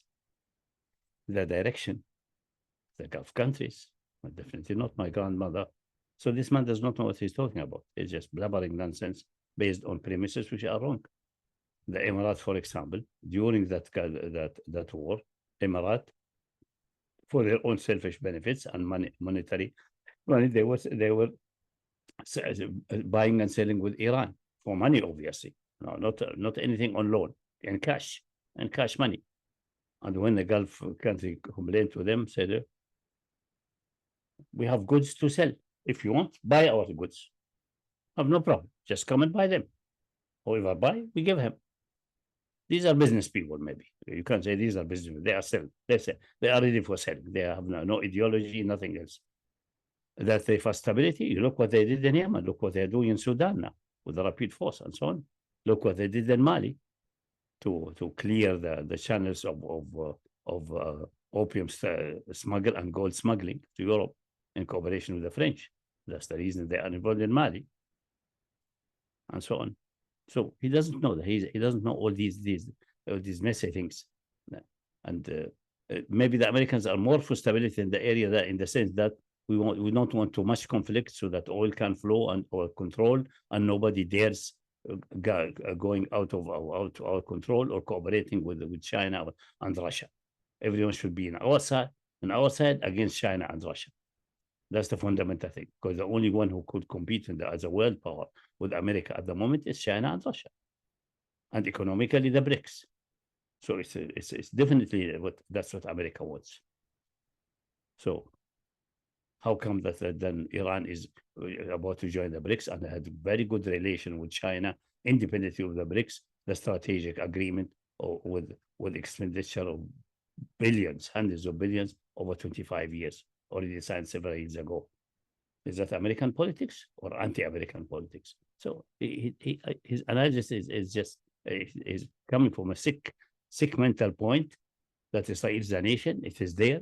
That cannot be thought about being removed. And that's the same like the Pahlavi wing and the Reza Pahlavi in his tweets and so on is striking the same tune. We are not hostile to Israel.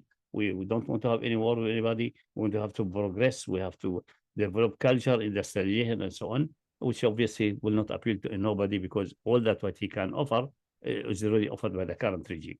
He may offer some kind of Western freedom, and maybe dancing and belly dancing. I think maybe that's all what he can better the regime. In every other aspect, the regime betters the regime of his father. Much better than the regime of his father in every respect, except in dancing and shaking bums. Maybe that's it. So they're not going to forward or succeed, the Pahlavi. But the Pahlavi inside are just patriotic and nationalist, who say Islam is secondary. We don't want to have a headache. We want Iran to prosper and develop. And they think this is the right way of doing things. Or there's something called Iran or Persia. Persia has gone long ago. It's one of the peoples of Islam. And the time of the empire and the Khomeni empire, Kurdish empire, and so on, it's gone. It's never going to come back. It's gone and forgotten for all eternity. It's not going to go back. But they live in that dream, the old nation. The same like we find some people in Egypt who say Egypt is a Pharaoh country. We have to bring the time of Pharaoh back. There's no way to get the clock backwards. The time of Pharaoh is gone. It's forgotten. It's erased from history. It's a phase of human development, and history is gone. So these people live in the past and claim they are progressive. But anyway, independent of that vision of the reality is that this cancerous entity, as I explained earlier, is a cancer implanted by the British and then inherited by the American. Britain gave birth and America adopted the child. And the adoption is like a parasitic symbiotic relation. In America, it is initially motivated by Zionist evangelicals. That's the initial one. But they are only a third of the Americans, even in the 19th century and the early 20th century. Then with the victory in the Second World War and the military industrial complex, which are advancing at the time, coming forward, they recognize if we go out to the world, the British, we can kick off the British and inherit their colonies, inherit them in an economic sense. And we have more market, more investment, and more control. And then this will be the theme. For that, the Israelis said, we are your soldiers. We are ready to die for you. We are ready to apply American lifestyle. You started adopting LGBT as an ideology and the philosophy as liberation. We adopted. We have pride parades going in Israel. The only one in the Middle East having LGBT. We are a copy of America. We are America. That's how they present themselves. So the American feel this is part of us. We cannot let us, like if you go to someone and say, I will cut your finger, he will not accept.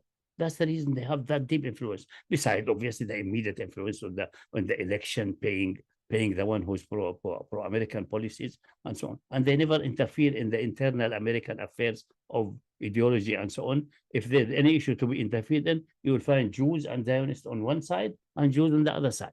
You will find Jews who are anti-immigration and Jews who are pro-immigration. This they're available in both sides. But when it comes to the Middle East, we are a copy of America. We are the only democracy in the area. We are. Why you send soldiers there? Begin said that in the Beirut affair in '82. Why you send Americans to die there? We want to spare the American boys. We are ready to die for you. So it became a symbiotic relation. That's what's there. And that cancer must be removed. It's illegitimate, it's harmful, it's deadly for the area, and will not be removed by homosexual bastards like Mohammed bin Salman and co. It will not be removed by this. Removed by really well-developed industrial, cultural revolution and advancement forward, and recognize the cancer as its cancer and treating it as a cancer. If you are not having the ability to do a surgical operation, you do chemotherapy. You don't normalize with it. You don't need to normalize with it. Why do you need normalization for it? What you are gaining from that? They gain. You don't gain. You don't gain. Emirat had made a considerable progress in matter of construction, building, a bit of industrialization, a bit of progress in technology and so on. All of it is done. Most of it is done well before the so-called Abrahamic Accord. Well before that, and you can't continue without them. You can't continue in cooperation with China, with Russia, with other countries.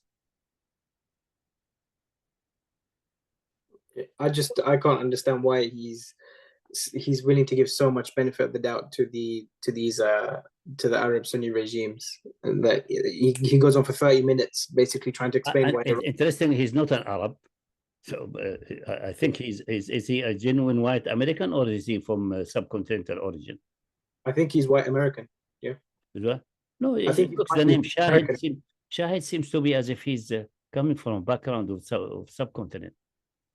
So I think he's white American, and then he converted and then changed his first name. I think you're giving too much benefit of the doubt. No, I'm not giving benefit. I'm just saying what is his background, so we may give some understanding. His background. He's from Boulder, Colorado, if I'm not mistaken. He was involved in some kinds of activism, marketing. Not market. I don't know if it's marketing or something on the PR side. And he had a problem in the Emirate, was imprisoned. And a very small problem. So on. Yeah, a very small problem. You know, small or large is not relevant. No, but Sheikh, I mean, look. It's sufficient to hang a person by his ideas. If he were an Arab, we say why he's regarded Arab and Persian. He's an Arab nationalist. If he from subcontinent origin or a white American, he could care less about Persian or Arabs. So he regarded that the only issue in the area. The obvious thing is, the elephant in the room is, if a person has over you, murdered someone. I think these arguments, is that what manufactured in I think it's he's appealing to simple-minded people. If you look at the support page, look at the comments. It's not matter of simple-minded. It's that what he's arguing is not his own ideas. That's what we presented to him. Well, he's very much stage managed. It seems very much. No, he's in the payroll of the Emirati intelligence. It's very clear. That's the way the Emirati intelligence works. They have a section which is specialized in developing thoughts and ideas. They copied that from the Jewish organization. They have a department who said, how do we argue about this issue? Make an analysis of 4 or 5 pages, and the hired guns, they read it and analyze it and absorb it, and then they bring it to the public. I don't think this is his ideas. There's nothing in his background, on history, on his life, on development, which indicate that he developed these ideas from his own genuine experience. No, it does look very much stage managed. I would say he has sold out. I would say he is somehow compromised. I would not give him a millisecond of benefit of the doubt. No, that's why I'm asking about his background, to see if there's any explanation for that for any channel. No, the only way is that is the thing is, as a white American, if he's a white American, he should be more inclined toward the Persian, because they have the same root of the Aryans and so on in matter of nationalism. In matter of ideology, the Arab should be his enemy, but the Persian, and from an Islamic point of view, should be his more if he's having an Islamic inclination, genuine Islamic inclination, then it should be. The only thing is that he may became Muslim and became a fanatic Salafi or something like that. Let's assume that. If that's so, then he will be pro Saudi Arabia, not pro Emirate, because the Emirate is extremely anti-Salafi and anti-Muslim Brotherhood and anti-Islam now, clearly anti-Islam. But that's not sold to the people, Sheikh. Do you know they have not just him? They have. That's why I call it. You have this guy called Faris Al-Hamadi. He's putting himself as like some kind of a YouTube scholar type of person. Everything he says is to back the regime. So as they say the phrase, horses for courses. He's just another tool. So yeah, that's what I'm arguing. I bring the evidence for that. That he's on the payroll of the Emirati intelligence. That's it.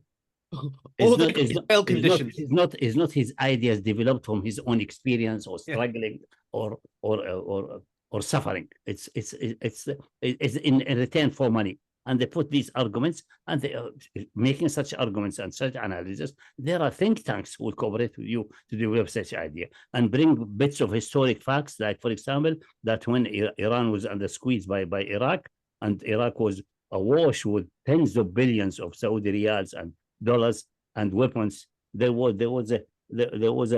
no continuous chain of cars carrying weapons and supply to Iraq from Yanbu, because they did not dare having it in the Gulf, fearing that Iran may bomb them.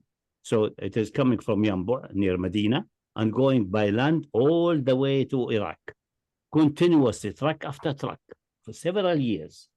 Billions of dollars of supply, food, and so on going to Iraq. Under that squeeze, with the trickery of Oliver North and co. and the Contra affair, mixed with the Contra affair, they also got some weapons for good money to Iran. Iran have to have weapons to defend itself. That's natural. And they were not going to scrutinize, are you an agent of Israel or agent of the devil? He appears as a salesman in the black market of weapons, and I buy from him. That he's connected to Israel with China is irrelevant for me. Relevant for me is that he delivers goods which work for good money. That's it. So they bring that and put it big. Oh, the actual Israel was supporting them against Iraq, even if Israel is behind that, because the main enemy at that was Iraq, because Iraq had at that time a nuclear program, which they bombed, but still is a real danger, a real immediate danger. And they know that. So they have to get that first. And then after they got Iraq now, they will try to get Iran. That's it. So these mixing few facts with certain twisted points of view in a structured way, this is an art which has been developed to a high level of sophistication, especially by Zionists and Jews. Since ancient time, even the scripture, they play that art of twisting words out of their place. Give you one few facts and mix with falsehood. So he's, and that's, I don't think he's himself mentally capable to do that on his own. He's in PR himself. No. It's not PR on the PR. That kind of argumentation is developed by someone who knows what's going on and can twist things and put them in such a way. Connect the dots. Connect the dots. Yeah, exactly. But connecting in such a way to deceive the other side. Yes. This is an art with the Emirati intelligence is very well capable, not the Saudi intelligence. That's the Emirati intelligence. And not doesn't take that much. It doesn't take a genius to do this stuff anyway. Anyway, I mean, no. It takes to make it so that someone like that can be given money and he blabber that and have some effect. You need not genius. You need some organization. You need some finances. You need people sitting there and analyzing what we respond to this point, how we can do that, how we can. Daily Wire, Jordan Peterson, all these personalities come from nowhere, are promoted. They're kind of agent provocateurs. I mean, it's not quite new, and it doesn't. But here's from his own website. I'll just read the last bit. He was detained for 7 years on death row in Sharjah Central Jail without having access to legal representation in order to tell his side of the story. You can go to his own website to see how laughable the story itself is. Eventually, after presenting his case in court in Abu Dhabi, his sentence was overturned by the Supreme Court of the UAE. Bolsen was not found guilty of murder, but was charged with accidental manslaughter on appeal, and it was ordered to pay diya, blood money compensation, to the family of the deceased. He was finally released from prison in 2013. Now, but so one second. But the reason why he was in prison, Sheikh, his own website says that he invited a male online prostitute to come to his house to try and persuade him not to do such activities. And then the prostitute came drunk and then tried to force himself upon the women maid in his house. So to stop this, he ended up killing the person. So this is the apparent story. And he says on his website, he came to Islam at 22 years old. But his name's Shahid King Bolsen, his full name. And he accidentally used the credit card and accidentally put him into a suitcase as well, yeah? And anyway, I think that the whole story thing is be true, be not true. What is it? It may be even all it's a setup by the Emirati intelligence. They notice this guy is good in talking and arguing, and maybe he has a background in PR and marketing and so on. And so maybe we can get this guy and hire him for ourselves. They found something in his history, in his life, gaps, a key where they can put. And that's the way they're in Emirat. In the Emirat, they work usually with male and female prostitutes. Take videos and pictures to intimidate politicians. Like, for example, it's almost certain that Mohammed Salman, there are videos and CDs full of filth about him, about his wife in the Emirati hand. And that's the reason he's not able to move against the Emirati much harsher than what he's moving.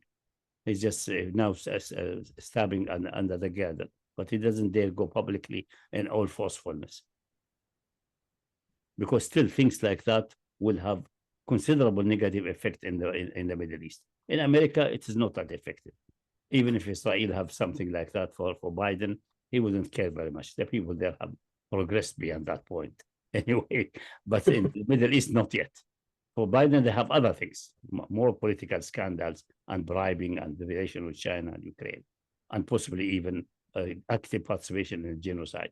And they hold the things against him in hand. But so it's most likely this has happened, a setup of the Emirat. Question why they should set him up. Maybe he has certain skills they noticed, or he's a good marketer and so on. Say, let us play that game and see what we do. Or he has homosexual inclination, let us send a male prostitute and then fix the situation. Or maybe he was imprisoned, and in prison they noticed this guy can be hired and he could be a hired gun. We don't know. But anyway, that's not the way Shahid Bolsen, with his background and genealogy, education, because he's obviously in marketing and business. He's not in philosophy. He's not in geopolitics and so on. So clearly, these arguments and these writing are given to him by the Emirati intelligence. Yeah. Yeah, we get almost certainly. We cannot get anything with absolute certitude, but almost certainly. Because if he's really, let's assume some devoted Muslim who is a Salafi and believe Salafism and these Salafi leaders are the sincere one, and all what they do publicly is just to fool the hostile enemy, like the usual Saudi Salafi being told by the Saudi regime. That's what they tell them in their private meeting.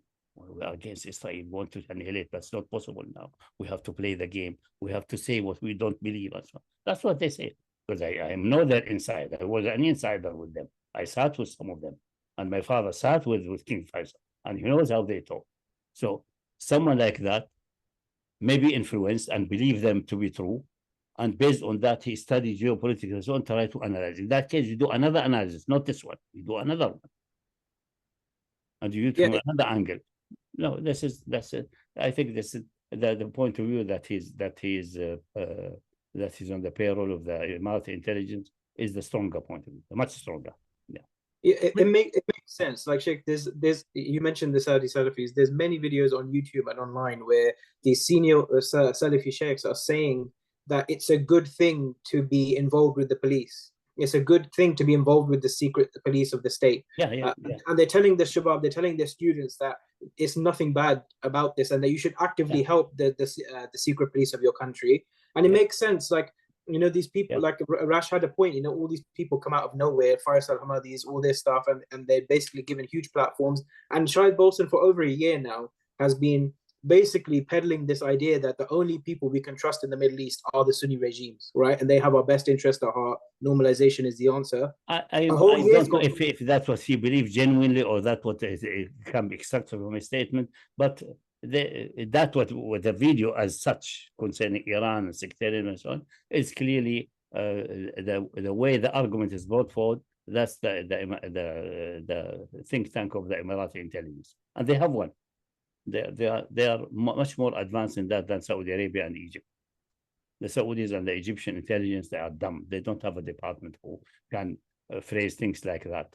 And they don't dare freezing it and put it forward because they know the people will account to it. The Emirat, they are bold enough to say, yes, that's what we that we would think that's the right analysis. If someone asks them, so it's not our analysis, but we know what's the benefit of the nation, and we are going to do it.